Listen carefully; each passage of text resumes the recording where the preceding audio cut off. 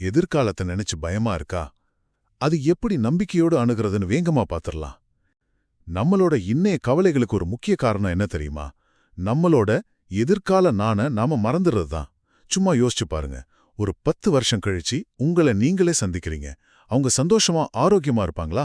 அவங்களுக்காக இன்னைக்கு நீங்க என்ன செய்ய போறீங்க? சரி, இதுக்கு என்ன பண்ணலாம்? முதல்ல உங்க எதிர்கால பத்தி யோசிங்க. இன்னைக்கு இருக்கிற சின்ன சின்ன வசதிக்காக இல்லாம எதிர்காலத்துல அவங்க நமக்கு நன்றி சொல்ற மாதிரி முடிவுகளை எடுங்க. ரெண்டாவதா 3 விஷயத்துல கவனம் செலுத்துங்க. 1 உடல் நலம். டெய்லி ஒரு சின்ன வாக்கிங் போனா கூட போதும்.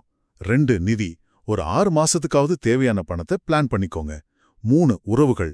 பிற்காலத்துல வருத்தப்படாம இருக்க இப்பவே உறவுகளை நல்லா பாத்துக்கோங்க. கடைசியா ஒரு திறந்த மனசோட முன்னேறி போங்க. நம்மால முடிஞ்ச பெஸ்ட கொடுத்துட்டு எதிர்காலத்தை நம்பிக்கையோட எதிர்கொள்ளணும்.